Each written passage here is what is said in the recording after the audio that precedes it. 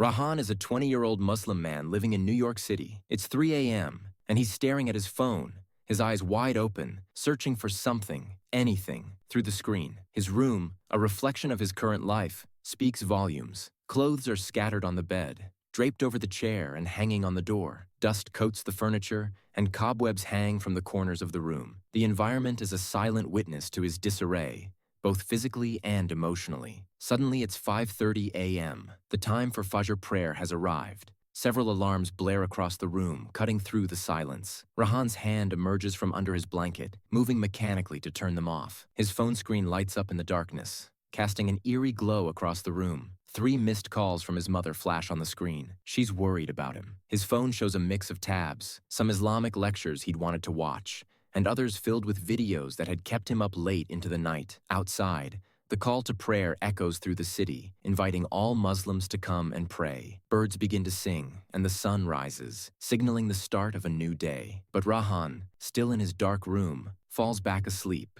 ignoring it all. At 11 a.m., Rehan finally wakes up, groggy and disoriented. He feels a wave of guilt wash over him as he grabs his phone again, unable to resist the pull. "I want to change," he tells himself, but the bad habits cling to him like an old friend. His notifications flood in, messages from social media, reminders from his mom urging him to pray.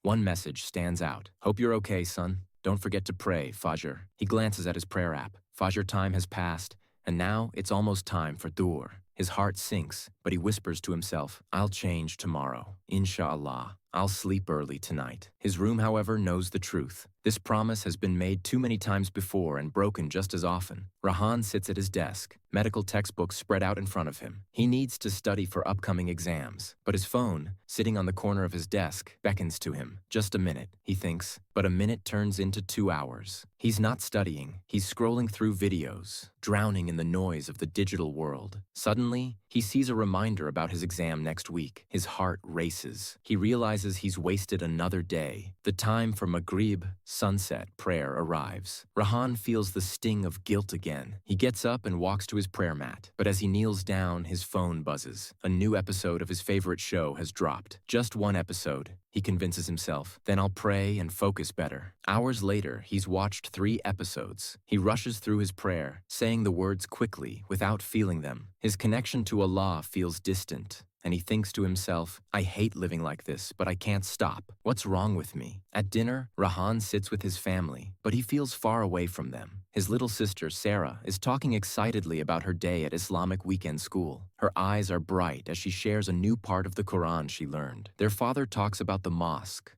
a new youth program, and community events. He sounds happy and connected to his faith. But Rehan? He's too busy scrolling through his phone under the table, his eyes not meeting his family's. His mother watches him with concern. "Son," she says gently, "there's a nice program for young people at the mosque tomorrow. Maybe you could—" "I have to study, Mom." Rehan cuts her off, still glued to his screen. His mother falls silent, exchanging a worried look with his father. Every day, Rehan feels farther from his family, not just physically, but emotionally. That night, Rehan stays up again, unable to sleep, while some Muslims are waking up for the Tahajjud prayer. For him, it's just another sleepless night spent scrolling through his phone. His room is bathed in the glow of his screen. He feels empty inside, so he tries to fill that emptiness by watching more videos. He starts by opening an Islamic video he saved earlier, genuinely wanting to watch it. But one click leads to another, and soon he's watching things he knows he shouldn't. It's exciting at first, but the feeling quickly turns to shame and self-hate. He puts his phone down, only to pick it up again. He locks it, then unlocks it. It's like a dance he can't stop. For a brief moment, he thinks clearly. He opens the Quran app, but the words don't make sense to him. His heart feels too heavy with shame to find peace, even in the words of Allah. Another night is wasted, and Rehan knows it. The next morning, for the first time in months, Rehan looks at himself in the mirror. He sees how tired he looks, but it's more than that. His soul looks tired too. He thinks about all the Fajr prayers he's missed, all the hours wasted on meaningless videos, and the opportunities to do good that he's lost because of his addiction to his phone. He can't stand the reflection staring back at him. He falls to his prayer mat, tears falling from his eyes. "Ya Allah," he cries, his voice breaking. "I can't do this anymore. Please help me." That night, Rehan has a dream. He's standing in front of the Kaaba, surrounded by people, but one man stands out. The man shines with a special light, and he walks up to Rehan. His voice seems to speak directly to Rehan's heart. "Your phone isn't what's hurting you," the man says. "It is not having a purpose in life. Your bed isn't what traps you.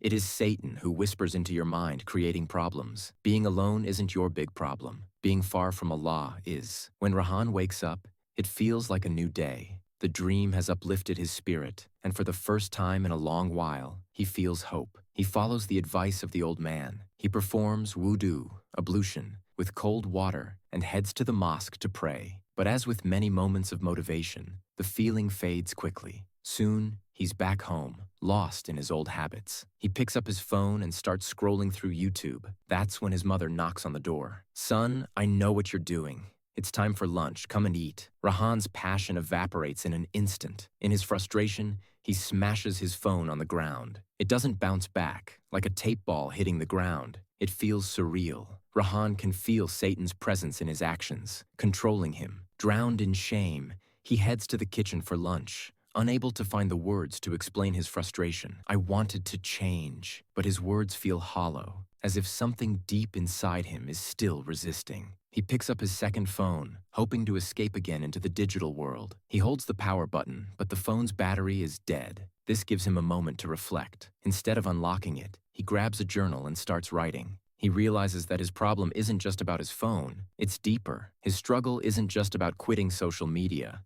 It's about letting go of the pressure to control everything. Trying too hard to quit something only adds more burden. He writes, "I can't control everything. I need to let go of the need for control." As he continues writing, he remembers the old man's advice. Satan whispers into your mind, creating more problems. But you can acknowledge it and not let it dictate your happiness. Rehan writes more, pouring out his thoughts. "I've been a slave to the same voice that once drove me to indulge in social media and other addictive behaviors, but I don't have to listen to it anymore. I won't let it define my happiness." A week earlier, Rehan had watched a video on overthinking. The advice there was simple: let go. Focus on the present. His journey isn't about avoiding bad habits. It's about choosing to be mindful and present. When he's present, the voice of doubt has no power over him. Rehan's breakthrough comes when he writes, "My problem is spiritual. I've been trapped in my thoughts. If I'm not mindful, I can't make different choices. I need to focus on Allah. When I'm present, I can overcome these desires." That night, he finally feels discipline in his heart. He opens his Quran and makes dua, supplication. "Ya Allah, I am disciplined. I really made it." He feels a sense of peace he hasn't felt in a long time. His phone pings. The screen lights up, but Rehan doesn't feel the urge to look. He's at peace. He hears the familiar notification sound for Facebook, but this time, he's ready. "Just because I want to check Facebook doesn't mean it's good for me," he tells himself. "This time, I'm in control." He picks up his phone, but he doesn't give in. He leaves it on the table and focuses on the moment. The battle isn't over, but Rehan feels stronger. He knows he's not perfect, but for the first time,